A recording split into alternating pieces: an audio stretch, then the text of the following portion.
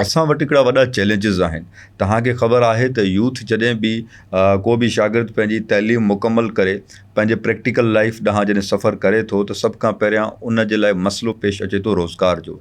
ऐं रोज़गार हिकिड़ो वॾो चैलेंज आहे असांजे मुल्क पाकिस्तान में। तव्हांखे ख़बर आहे त मुल्क जूं हालतूं ॾींहं पे ॾींहं पोइते वञनि थियूं। कंहिं न कंहिं तरीक़े सां असीं अॻिते वञण जी कोशिशि कयूं था, पर असां बदकिस्मती सां मुश्किलात असांजे मुल्क जो पीछो नथा छॾनि। त हिन मुल्क जे जेके नौजवान तबिको आहे उहो नौजवान तबिको पिणु चेंजिंग चाहे थो। नौजवान तबिको चाहे थो त असांखे रोज़गार मिले, असांजो इंफ्रास्ट्रक्चर सुठो थिए, बहितर थिए, उन सां गॾोगॾु असांजे मुल्क में अमन थिए ऐं मुल्क में एतिरे क़िस्म जी तरक़ियाती कम थियणु खपनि जो असांजे मुल्क जी हिकिड़ी इज़त थिए ऐं नौजवान बि पिणु उन शइ मां फ़ाइदो हासिलु करे सघनि।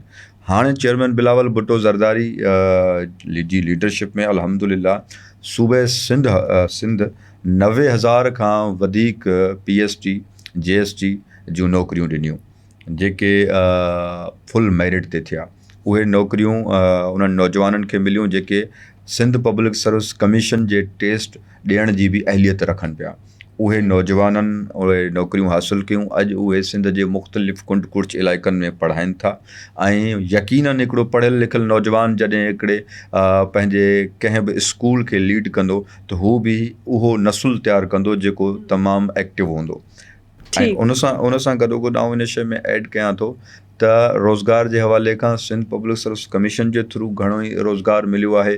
हाणे job portal J through 5 to 15 उन जे थ्रू तव्हांखे ख़बर आहे जेका IBA टेस्ट कंडक्ट कई आहे, इहा चेयरमैन बिलावल भुट्टो ज़रदारी जो जेको आहे सो कोशिशि आहे त नौजवाननि खे रोज़गार ॾियो ऐं रोज़गार ॾियो मेरिट ते। त जीअं मेरिट बेस ते नौजवान ईंदो त उहो यकीनन पंहिंजे मुआशिरे जे लाइ बहितरी करण जी कोशिशि कंदो। सां वरी यूथ जो हिकिड़ो ट्रस्ट बि डेवलप थींदो एग्ज़ैक्टली हुक्मराननि ते, पंहिंजे हिन गवर्नमेंट ते। त जॾहिं उहो मेरिट ते माण्हू अॻिते आणींदा त उहे अॻिते अञा इंस्पायर थींदा, अञा अॻिते वधंदा।